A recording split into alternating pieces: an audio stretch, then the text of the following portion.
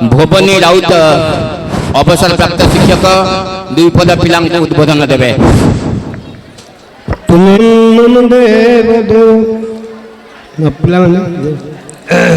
सम्मानास्पद सभापति महोदय, उपस्थित मुख्य वक्ता, मुख्य अतिथि, वरेण्य मुख्य अतिथि, वरेण्य समस्त अतिथि वृंद को गोटे वाक्य संबोधन करुच्ची। उपस्थित विभिन्न जनपद आसुवा छात्र अभिभावक अभिभाविका मानक स्वागत जनाऊँगी। से निज पिलांकर जत्न नौकरी पिला पढ़ाऊँ। यहाँ बड़ ये कथा जो अमीय कोचिंग सेंटर हूँ ये अंचल गोटे शिक्षा शिक्षा आकाशर ज्योतिष सदृश। ये जो अमीय कोचिंग सेंटर पिला मन रख ये हूँ ये शिक्षा ये भाटबंध अंचल शिक्षा जगतर एक उज्ज्वल ज्योतिष। ये आलोक एभली आलोक वितरण करुच्ची जहाँफल हजार हजार पिला शिक्षा लाभ करी बहु उच्च को गला।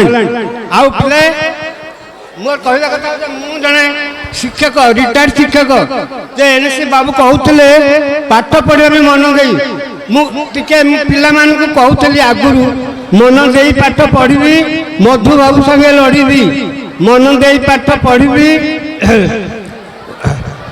मन दे पाठ पढ़ी दरिया पंतारे बुलबी मुंडी मारी बाल पुअटू भंगा कोणार्क गढ़ी।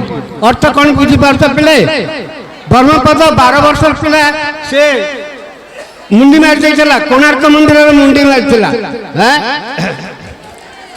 मन दे पाठ पढ़ी खंडपड़ा गड़े बुलबी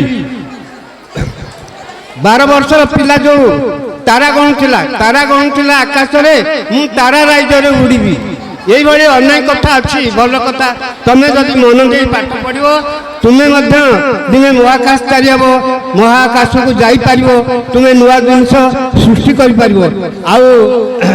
अनेक कथा अच्छी कहवाक सेमती आउ समय अधिक नहीं पिलाए मन रख आमर गंगाधर मेहर लिखिले कौन लिखिले गंगाधर मेहर लिखिले उच्च होगापाई कर जो आशा उच्च कर आगे निज मातृभाषा। तांकर गोटे गीत कौन आश्रम प्रभात पंचम श्रेणी पर्यटन से पाठ पढ़ी पिले शुण मुझे गीतटा गायबी गोटे पद किसी भावन आमर तो बयस केते अधिक है बर्तमान 84-85 वर्ष पदार्पण कर प्राथमिक शिक्षक थी।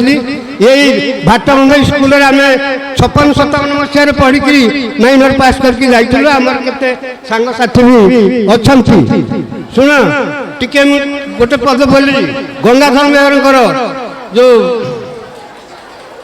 आश्रम प्रभात मंगले अइला उषा विकचरा जीव दुषा जानकी दर्शन तुषा हृदय बही कर पल्लवे निहार मुक्ता धरी उपहार सतीक बास बाहार प्रांगणे रही कलकंठ कंठे कहिला कलकंठ कंठे कहिला दर्शन दिया सती राति पाहिला।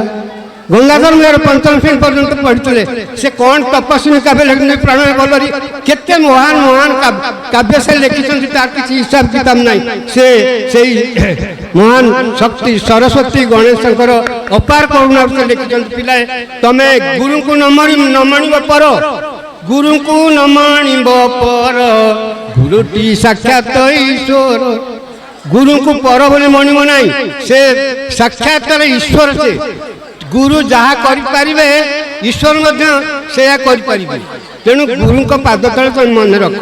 आउ गोटे कथा कहूँ पिले बाप माँ होती आमर श्रेष्ठ देवता पिता माता परी बड़ देवता के सरग लाइजे नहीं आशीष साहा एकाशीन विपद करने पिता माता को सब बेले सकाଳେ ଏବଂ ସନ୍ଧ୍ୟା बेले प्रणाम कर मोर गोटे कथा मन रख ମନେ ରଖ ଏ କଥାଟା। ତୁମର ଯାହାର ପାଠ ନ ହଉଛି ତାର ନିଶ୍ଚିତ ଭାବରେ ଭଲ ପାଠ ହବ। ତାଙ୍କର ଆଶୀର୍ବାଦ ପାଇଲେ ଏ ପୃଥିବୀରେ ତୁମ ପାଇଁ ବିପଦ କିଛି ନାହିଁ। ତାଙ୍କଠୁ ଆଶୀର୍ବାଦ ପାଇବା ପାଇଁ ତୁମେ ସବୁବେଳେ ଚେଷ୍ଟା କର। ଆଉ ତମେ ତ ବହୁତ ପାଠ ପଢ଼ିଲାଣି ପିଲା, ବହୁତ କଥା।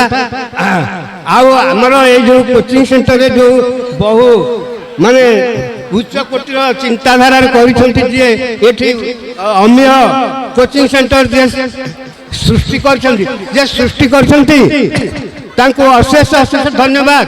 ସେ ଅତି ଉଚ୍ଚ କୋଟିର ଲୋକ, ତାଙ୍କର ଚିନ୍ତାଧାରା ଅତି ମହତ। ଏଇ କୋଚିଂ ସେଣ୍ଟର ପିଲା ଅମୀୟ ଅର୍ଥ କ'ଣ? ଅମୀୟ ଅର୍ଥ କ'ଣ ପିଲା? ଅମୀୟ ଅମୃତ ସୁଧା ଅମୀୟ। ଏଠି କ'ଣ ବଣ୍ଟା ହଉଛି ତମକୁ? ଏ ଅମୀୟ କୋଚିଂ ସେଣ୍ଟରରେ ତମକୁ ବିଦ୍ୟା ରୂପକ ଅମୃତ ଦିଆ ହଉଛି। ଯାହା ପାଇଲେ ତମେ ଅମର ହବ, ଯଶସ୍ୱୀ ହବ, ଚାରିଆଡେ ନାଁ କରିବ। ପ୍ରଭୁଙ୍କୁ ଆମେ ପ୍ରାର୍ଥନା କରୁଛୁ, ତୁମକୁ ଆଶୀର୍ବାଦ କରୁଛୁ। ତୁମେ ଏ ଅଞ୍ଚଳର ସୁନାମ ବର୍ଦ୍ଧନ କର, ତମେ ଦୀର୍ଘଜୀବୀ ହୁଅ, ଯଶସ୍ୱୀ ହୁଅ। ପ୍ରଭୁଙ୍କୁ ଆମେ ପ୍ରାର୍ଥନା କରୁଛୁ। ଏତିକି କହି ଧନ୍ୟବାଦ।